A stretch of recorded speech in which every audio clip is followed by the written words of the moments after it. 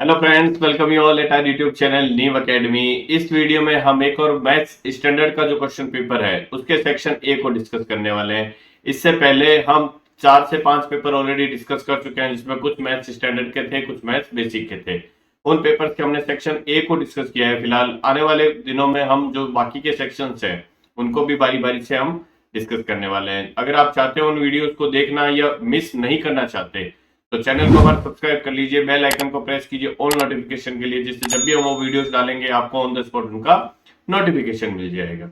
Okay, तो चलिए math standard का जो पेपर हमारे पास में आया है उसके सेक्शन ए को हम इस वीडियो में डिस्कस करते हैं।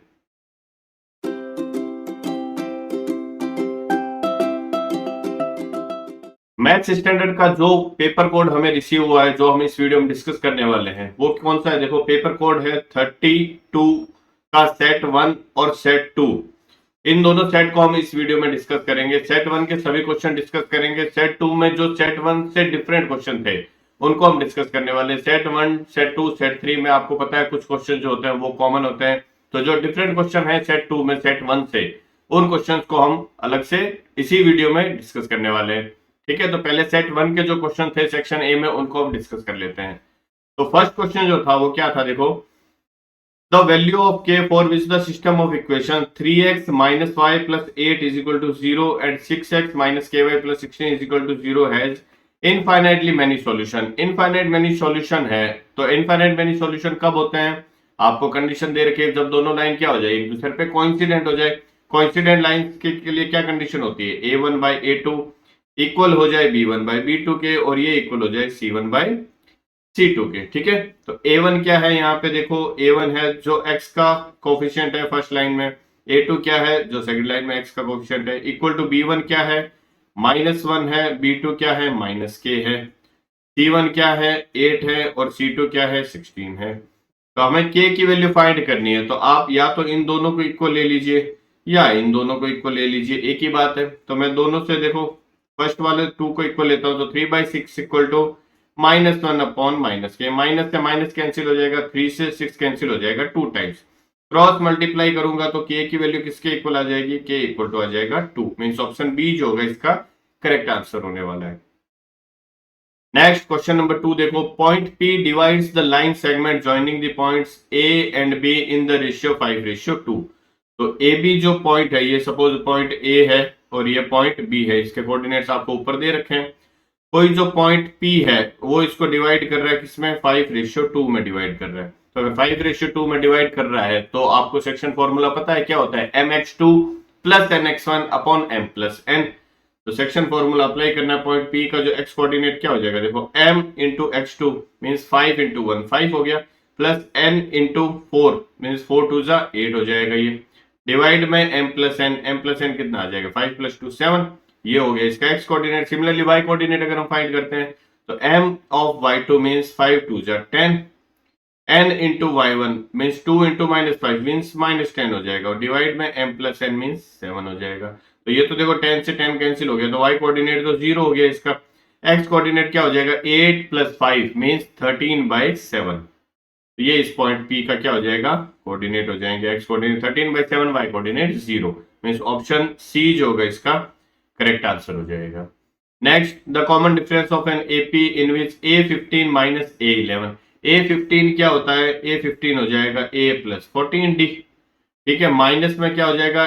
A11 an आपको पता है A plus n minus 1D होता है, तो A11 अगर आप करोगे तो A plus 11 minus 1 means 10D।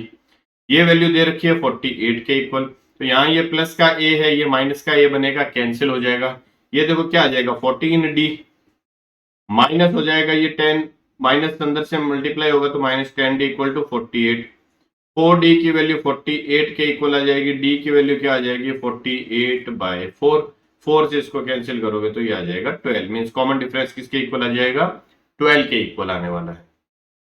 Next, the quadratic equation x² plus x plus 1 is equal to 0 has roots. इस इक्वेशन के रूट्स का नेचर पूछा है।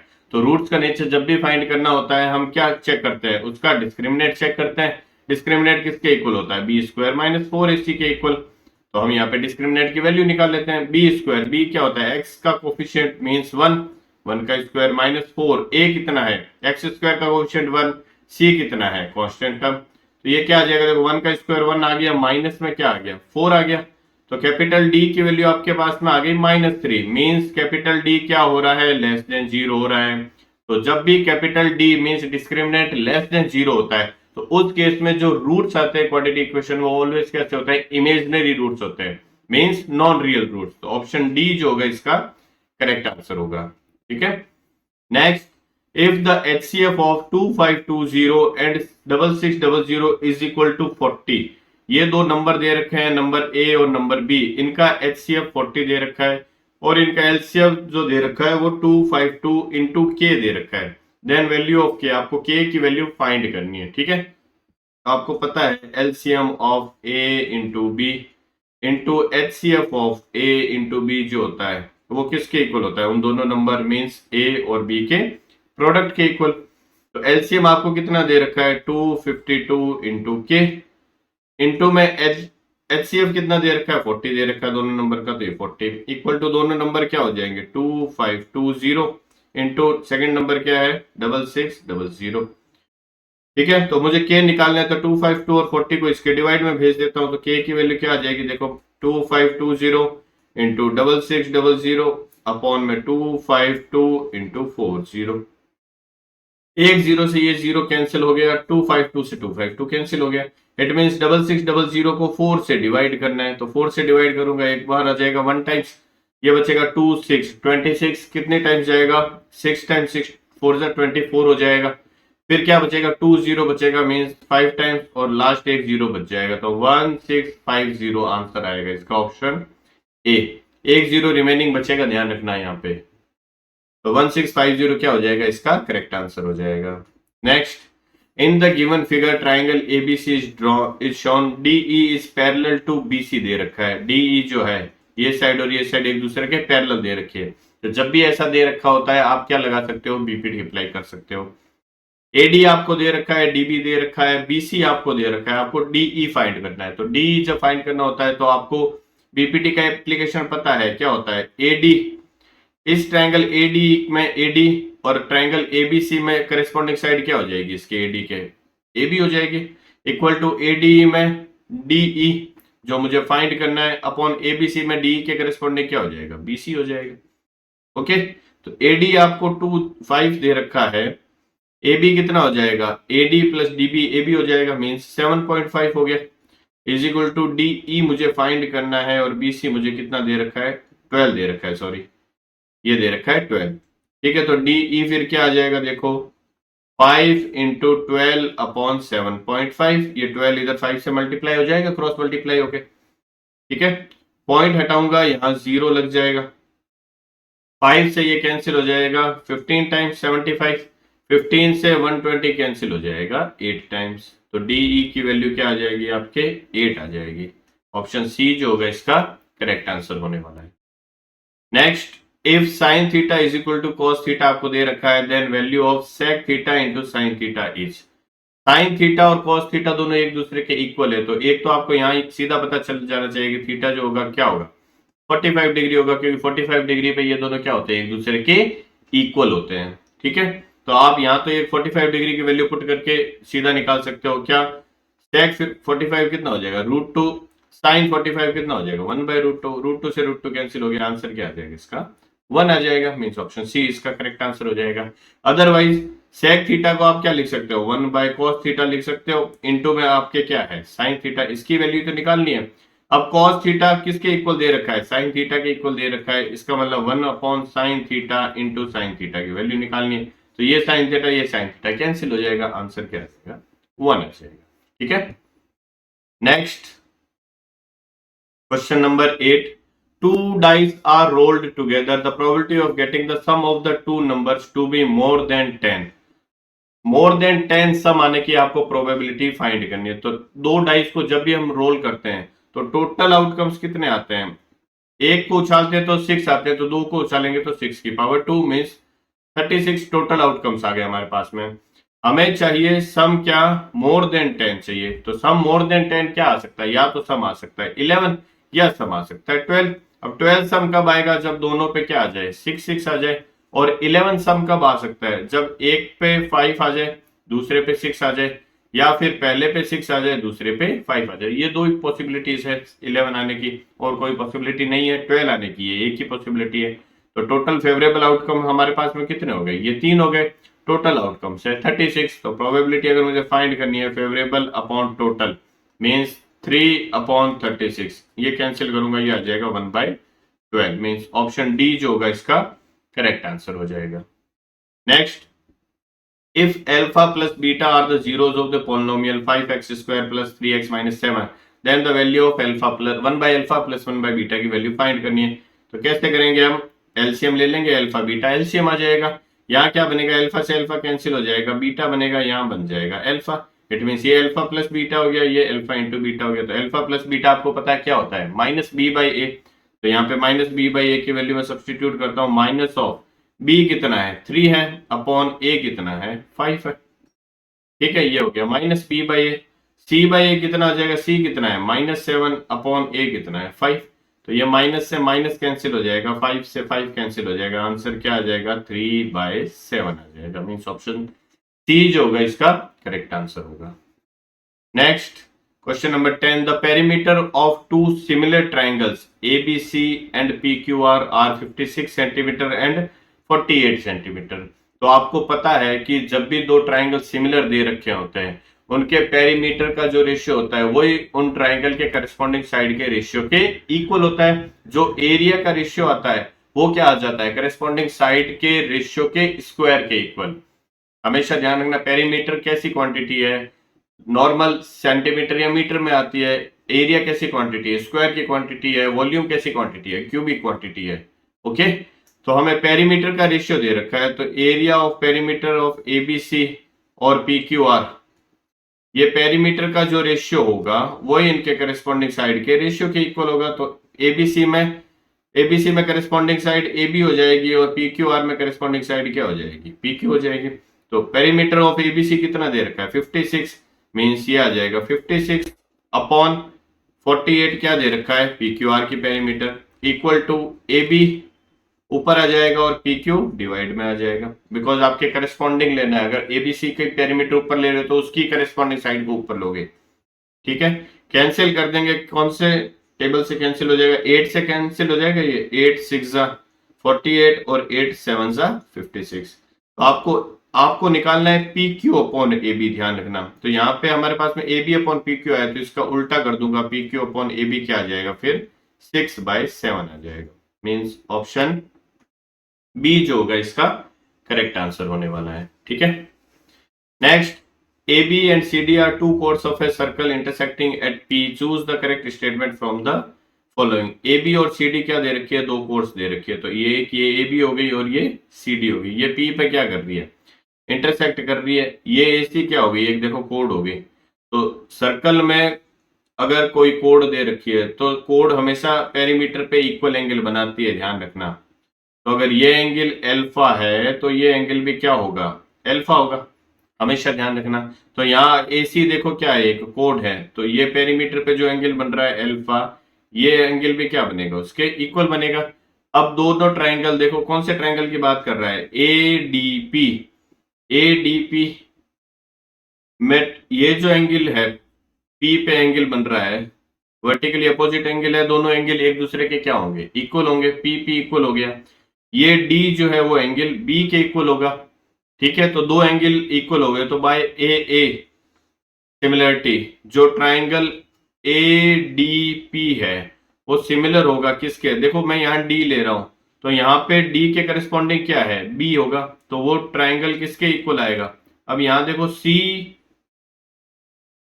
CBP आ जाएगा ना, यहाँ P आ रहा है, तो यहाँ क्या आएगा? A के करस्पॉन्डिंग पॉइंट C हो गया, D के करस्पॉन्डिंग पॉइंट B हो गया, और P के करस्पॉन्डिंग तो P ही होगा। तो ADP जो है वो सिमिलर होगा CBP के। मींस ऑप्शन डी जो होगा इसका करेक्ट आंसर होने वाला है, ध्यान रखना।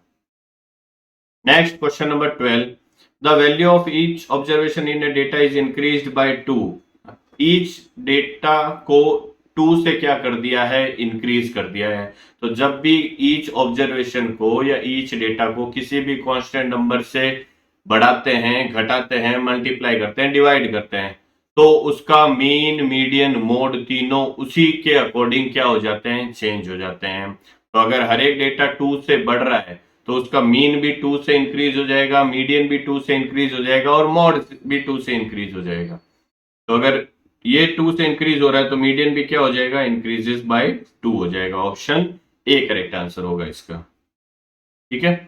Next, a box contains cards numbered from 6 to 55। एक बॉक्स है जिसमें 6 से लेके 55 तक कार्ड हैं। A card is drawn at random from the box. The probability that the drawn card has a number which is a perfect square. Perfect square आने की probability आपको फाइंड करनी है। तो 6 से लेके 55 के बीच में कौन से नंबर हैं जो परफेक्ट स्क्वायर होते हैं। पहला जो परफेक्ट स्क्वायर नंबर होगा वो 9 होगा, 3 का स्क्वायर 4 का स्क्वायर 16 हो जाएगा, 5 का स्क्वायर 25, 6 का स्क्वायर 36, 7 का स्क्वायर 49 और 8 का स्क्वायर करूंगा वो 64 हो जाएगा, जो 55 से बाहर चला जाएगा।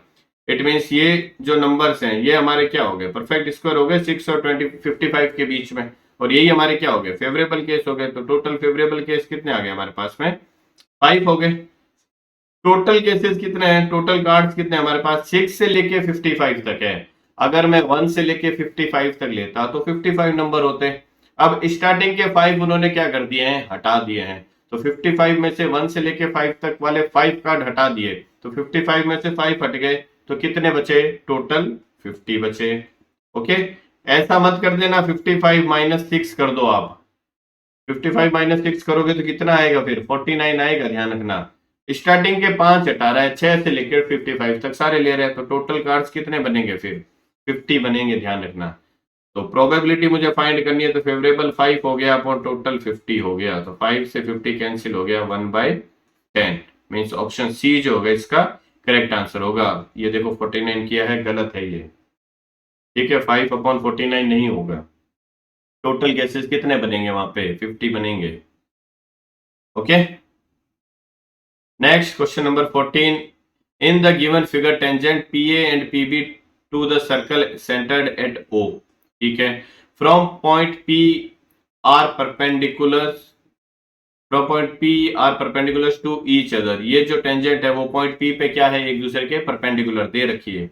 If PA is equal to 5, अगर ये PA 5 सेंटीमीटर गिवन है तो आपको पता है एक्सटर्नल पॉइंट से जो टेंजेंट खींचते हैं वो क्या होती है, इक्वल होती है। तो PA अगर 5 है तो PB भी 5 होगा। ओके। अब एक चीज मुझे बताइए, जो रेडियस होती है वो टेंजेंट की ऑलवेज क्या होती है, परपेंडिकुलर होती है।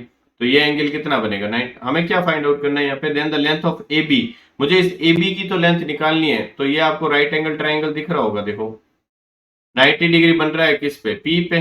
ये पॉइंट A हो गया, ये पॉइंट B हो गया। तो ये अगर 5 सेंटीमीटर है, ये 5 सेंटीमीटर है, तो हाइपोटेन्यूज क्या हो जाएगा इसका, 5√2 ही तो आएगा। अगर आप फॉर्मूला से फाइंड आउट करोगे तो hypotenuse square equal to perpendicular square plus base square. Okay, तो 5 स्क्वायर ये हो जाएगा 25 प्लस 25, ये क्या बनेगा, ट्वाइस ऑफ 25 बन जाएगा h स्क्वायर की वैल्यू। तो h की वैल्यू क्या आ जाएगी, फिर square root of twice of 25। 25 square root से बाहर आ जाएगा तो 5 बच जाएगा, √2 स्क्वायर रूट के अंदर रह जाएगा। तो हाइपोटेन्यूज जो आएगा वो क्या आ जाएगा, 5√2 आएगा, और वही आपका क्या है, AB है। मीन्स ऑप्शन बी जो होगा इसका करेक्ट आंसर होने वाला है। Next, XOYZ is a rectangle with vertices x3 -3,0, O दे रखा है 0,0, Y दे रखा है 0,4। ये एक रेक्टेंगल है, तो मैं रेक्टेंगल बना लेता हूं यहाँ पे। ये मैंने क्या ले लिया, एक रेक्टेंगल ले लिया।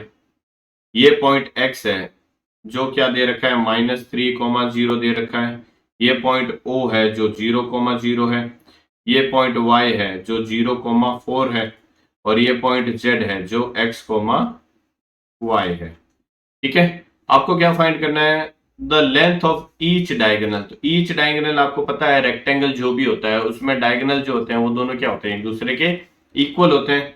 मीन्स आप चाहे ये एक्स वाई फाइंड कर लो, चाहे ये ओ जेड फाइंड कर लो, बात तो एक ही है। तो एक्स वाई क्या आ जाएगा बताओ यहाँ पे, ये एक्स वाई, ये देखो यहाँ राइट एंगल ट्राइंगल बन रहा है, तो ये डिस्टेंस कितनी है, एक्स ओ, ये 3 है, और ये डिस्टेंस ओ वाई कितनी है, देखो 4 है, क्योंकि ये पॉइंट देखो वाई डायरेक्शन में 0 से 4 तक जा रहा है। तो ये 4 है, ये 3 है, तो क्या लग जाएगा यहाँ पे, ट्रिपलेट नहीं लग जाएगा क्या। तो ये 3 है, ये 4 है, तो ये फिर डायगोनल क्या आ गया इसका, 5 आ जाएगा आंसर। तो आंसर क्या होगा इसका, ऑप्शन ए करेक्ट आंसर होगा 5 यूनिट्स। ठीक है, ये एक्स और वाई सिर्फ कंफ्यूज करने के लिए आपको दे रखे हैं। Next, which term of the AP -29, -26, -23 up to 61 is 16। वो पूछ रहा है कि इस एपी का कौन सा टर्म है जो 16 होगा। तो मैं एज्यूम कर लेता हूं कि nth टर्म होगा जो किसके इक्वल होगा, 16 के इक्वल होगा। तो nth टर्म अगर मुझे निकालना है तो क्या होगा, a plus n-1 into D की वैल्यू 16 के इक्वल आ जाएगी। a क्या दे रखा है, -29, ये -29 आ गया, प्लस n-1 इंटू डी कितना है इसका, d देखो क्या हो रहा है, ये +3 हो रहा है ना, 3 बढ़ रही है वो, तो 3 आ जाएगा, ये आ गया 16 के इक्वल। तो -29 उस साइड जाएगा तो प्लस का 29 हो जाएगा। It means n-1 is equal to क्या हो जाएगा, 29 और प्लस 16 कितना आ जाएगा, 30 एंड 15 45 आ जाएगा। और 45 ये 3 जो है n-1 के मल्टीप्लाई में वो यहाँ पे डिवाइड में चला जाएगा, तो ये इसको कैंसिल कर देगा, 15 आ जाएगा। n-1 की वैल्यू 15 आ गई, तो ये -1 15 के उस साइड जाएगा तो क्या हो जाएगा, +1 हो जाएगा। तो n की वैल्यू क्या आ जाएगी यहाँ पे 16, मीन्स ऑप्शन बी जो होगा इसका करेक्ट आंसर होगा। ठीक है, next, in the given figure 80 is a tangent to a circle centered at O if angle CAT जो है 40 डिग्री दे रखा है, then find the angle of CBA, means ये वाला एंगल मुझे फाइंड करना है। ठीक है, तो अगर ये 40 डिग्री दे रखा है तो क्या ये एंगल 50 डिग्री नहीं होगा क्या, पहले तो ये बताओ। 50 डिग्री होगा क्योंकि OA क्या है, OA रेडियस है जो टेंजेंट की ऑलवेज क्या होगी, परपेंडिकुलर होगी। तो ये ओवरऑल एंगल कितना बनेगा, 90 डिग्री नहीं बनेगा क्या। अब ये इतना 40 दे रखा है तो जो बचा हुआ है वो क्या बनेगा, 50 बनेगा। अब इस ट्रायंगल को ध्यान से देखो, ट्रायंगल ABC जो है वो क्या बन रहा है, सेमी सर्कल में बन रहा है। तो सेमी सर्कल का जो एंगल होता है वो ऑलवेज 90 डिग्री होता है, ध्यान रखना। सेमी सर्कल में जो भी ट्रायंगल बनता है वो हमेशा कैसा ट्रायंगल बनता है, एक राइट एंगल ट्रायंगल बनता है। तो ये राइट एंगल ट्रायंगल बन रहा है, इट मींस ये वाला जो एंगल होगा वो कितने के इक्वल होगा, 90 डिग्री के इक्वल होगा। 9th क्लास की प्रॉपर्टी है ये। तो ये 90 है, ये 50 हो गया, तो फिर इसको क्या होना पड़ेगा, 40 डिग्री होना पड़ेगा, बिकॉज ट्रायंगल के तीनों एंगल का सम 180 डिग्री होगा। तो ये जो आपको एंगल पूछा है उसका आंसर हो जाएगा 40 डिग्री, मीन्स ऑप्शन डी जो होगा इसका करेक्ट आंसर होगा। Next, after an examination a teacher wants to know the marks obtained by maximum number of the students। maximum number of students का मतलब फ्रीक्वेंसी को मैक्सिमम मांग रहा है वो। ठीक है, फ्रीक्वेंसी मैक्सिमम ढूंढ रहा है वो। In her class she request to calculate frequency maximum. जब भी हम देखते हैं तो वो किसके लिए देखते हैं, हम मॉड फाइंड करना है तो उस केस में हम क्या देखते हैं, फ्रीक्वेंसी को मैक्सिमम देखते हैं। क्योंकि अगर जो फ्रीक्वेंसी सबसे ज्यादा आ रही है, जो सबसे ज्यादा रिपीटिंग है, वही क्या होता है, मॉड होता है। ओके, तो इसका आंसर क्या आ जाएगा, ऑप्शन बी आएगा करेक्ट आंसर, मॉड। ध्यान रखना, हम मॉडल क्लास फाइंड करते हैं तब भी हम क्या देखते हैं, जो फ्रीक्वेंसी सबसे ज्यादा, जिस क्लास की फ्रीक्वेंसी रिपीट हो रही है या फ्रीक्वेंसी जिस क्लास की सबसे ज्यादा है, वही क्लास हमारी क्या होती है, मॉडल क्लास होती है। आई बात समझ में, तो इसका आंसर हो जाएगा option B. Next, assertion reason का देख लेते हैं। देखो, if sine A is equal to 1/3 then the value of cos A is. तो अगर साइन ए आपको 1/3 दे रखा है तो आपको पता है कि साइन स्क्वायर ए प्लस कॉस स्क्वायर ए की वैल्यू किसके इक्वल होती है, 1 के इक्वल होती है। मुझे साइन ए दे रखा है, कॉस स्क्वायर ए निकालना है, तो मैं इस साइन स्क्वायर ए को इस साइड ले जाता हूँ, तो कॉस स्क्वायर ए की जो वैल्यू आ जाएगी वो 1 माइनस साइन स्क्वायर ए आ जाएगा। ठीक है, तो कॉस ए की अगर मैं वैल्यू फाइंड करूंगा तो स्क्वायर रूट के अंदर 1 माइनस साइन ए की वैल्यू क्या दे रखी है, 1/3 का होल स्क्वायर, या 1/9 लिख देता हूं डायरेक्ट में। तो 1 माइनस 1/9, तो कॉस ए की जो वैल्यू आएगी वो क्या आ जाएगी, स्क्वायर रूट के अंदर 8/9 आ जाएगी। और 8 को मैं क्या लिख सकता हूँ, स्क्वायर रूट के बाहर लूंगा तो 2√2, 9 स्क्वायर रूट से बाहर आएगा तो क्या बनेगा, 3 बनेगा। इट मीन्स जब साइन ए 1/3 होता है तो cos a की वैल्यू क्या आएगी, 2√2/3। मीन्स ये असर्शन जो है वो क्या है, सही है। रीजन क्या दे रखा है, for every angle theta sine square theta plus cos square theta 1 होता है, बिल्कुल सही है, रीजन भी सही है, और ये जो रीजन है वो इसका जस्टिफिकेशन भी है। ठीक है, तो इसका आंसर जो होगा वो होगा ऑप्शन ए, ध्यान रखना डी नहीं होगा। Next, 20 number question, 2 cubes each of edge length 10 centimetre. 2 cube दे रखे हैं आपको, जिनके एज की लेंथ कितनी है 10 सेंटीमीटर है, मीन्स उसकी जो एक साइड है वो 10 सेंटीमीटर दे रखी है, are joint together the total surface area of the newly formed cuboid is 1200 centimetre square. देख लेते हैं, जब भी दो क्यूब को आप कंबाइन करोगे तो एक क्यूबॉइड बनेगा। ये मैं 2D में बना रहा हूँ स्ट्रक्चर, तो जो भी क्यूबॉइड बनेगा इस तरह का, देखो क्यूबॉइड बनेगा आपके, ये इस साइड का क्यूबॉइड आ जाएगा जब हम दोनों को क्या कर देंगे, ज्वाइन कर देंगे। ठीक है, इस तरह का क्यूबॉइड बनेगा। तो जब भी क्यूबॉइड बनेगा तो लेंथ जो है 10 और 10, उस क्यूबॉइड की लेंथ हमेशा क्या हो जाएगी, ऐड हो जाएगी। तो 10 और 10 लेंथ यहाँ पे कितनी बन गई, 10 बन गई, सॉरी 20 बन गई। जो इसकी विड्थ है वो तो 10 ही रहेगी, और जो हाइट है वो भी क्या रहेगी, 10 ही रहने वाली है। तो लेंथ 20 हो जाएगी, एल की वैल्यू 20 आ जाएगी, हाइट 10 ही रहेगा, और विड्थ भी क्या रहेगा, 10 ही रहेगा। हमें क्या फाइंड करना है, टोटल सरफेस एरिया। तो क्यूबॉइड का टोटल सरफेस एरिया किसके इक्वल होता है, twice of l b plus b h plus h l के इक्वल होता है। तो ये क्या हो जाएगा, देखो twice of l into b, l into b कितना हो जाएगा 200, प्लस बी इंटू एच हो जाएगा 100, प्लस बी इंटू एल जो है वो किसके इक्वल हो जाएगा, ये हो जाएगा 200 के इक्वल, एच इंटू एल है ना, 200 के इक्वल। तो 200 200 400 एंड 100 500, 500 इंटू 2 करोगे तो ये किसके इक्वल आएगा, 1000 सेंटीमीटर स्क्वायर के इक्वल आएगा। इट मीन्स ये जो है गलत दे रखा है, तो असर्शन क्या हो गया इसका, गलत हो गया, ध्यान रखना। नेक्स्ट रीजन क्या दे रखा है, area of each surface of cube of side 10 centimetre is 100 centimetre square. अगर कोई भी क्यूब है जिसकी एक एज आपको 10 दे रखी है, तो कोई भी एक फेस निकालना है, तो फेस क्या होगा क्यूब का, एक स्क्वायर होगा जिसकी साइड 10 दे रखी है। तो उस स्क्वायर शेप फेस का टोटल एरिया कितना बनेगा, साइड का स्क्वायर मीन्स 10 का स्क्वायर, तो वो क्या आएगा 100 सेंटीमीटर स्क्वायर के इक्वल आएगा। मीन्स रीजन जो इसका करेक्ट है, असर्तन गलत है बट रीजन सही है। तो जब भी ऐसा होता है तब वो क्या होता है, ऑप्शन डी होता है हमारा, ध्यान रखना। ओके, तो ये जो सेट 1 में सभी क्वेश्चन थे वो हमने डिस्कस कर लिया। अब सेट 2 में जो डिफरेंट क्वेश्चन है सेट 1 से, उनको डिस्कस कर लेते हैं। तो फर्स्ट डिफरेंट क्वेश्चन था वो था question number 2, in the given figure PT is a tangent to a circle with centre O कोड PQ subtends and angle of 65 degree at the centre. अब देखो, अगर ये एंगल 65 डिग्री दे रखा है, ये दोनों साइड क्या होगी, इक्वल होगी। इट मीन्स इन दोनों इक्वल साइड्स के अपोजिट जो एंगल बनेंगे वो भी क्या बनेंगे, इक्वल बनने वाले हैं। तो अगर एक एंगल 65 हो गया तो बाकी दोनों एंगल का जो सम होगा ये थीटा होगा, तो ये भी थीटा होगा। मीन्स 2 थीटा किसके इक्वल हो जाएगा, फिर 180 डिग्री माइनस 65 के इक्वल होगा ना, क्योंकि बाकी दोनों एंगल का, तीनों एंगल का सम 180 डिग्री होता है। एक 65 दे रखा है तो बाकी दोनों का क्या हो जाएगा, फिर 180 माइनस 65 आ जाएगा, मीन्स 115 डिग्री आ जाएगा। ये 2 थीटा की वैल्यू, थीटा की वैल्यू कितनी आ जाएगी, यहाँ से 115 डिवाइडेड बाय 2 करूंगा तो ये कितना आ जाएगा, 57.5 आ जाएगा थीटा की वैल्यू। बिकॉज 110 को अगर हम 2 से डिवाइड करते हैं तो 55 आता है, और 5 को डिवाइड कर रहे हैं तो 2.5। ठीक है, थीटा की वैल्यू आ गई 57.5 ये वाली। अब आपको पता है कि ये जो टेंजेंट है और ये ओपी जो रेडियस है वो एक दूसरे के क्या होती है, परपेंडिकुलर होती है। तो ये जो टोटल एंगल यहाँ बनेगा ये वाला, ये 90 डिग्री के इक्वल होगा। तो ये 90 डिग्री में क्या क्या आ रहा है, एक तो थीटा आ रहा है और एक एंगल क्या आ रहा है, क्यूपीटी। ठीक है, तो 90 में से अगर मैं इस थीटा को सब्ट्रैक्ट कर देता हूं तो हमारा क्या बन जाएगा, फिर एंगल क्यूपीटी बन जाएगा जो हमें चाहिए। तो 90 डिग्री माइनस 57.5 डिग्री में कर देता हूं। तो 90 में से 57.5 अगर मैं सब्ट्रैक्ट करता हूं तो 90 में 60 करता हूं तो 30, और 30 में 2.5 और ऐड करता हूं तो 32.5 डिग्री इसका आंसर आ जाएगा। मीन्स ऑप्शन डी जो होगा इसका करेक्ट आंसर आने वाला है।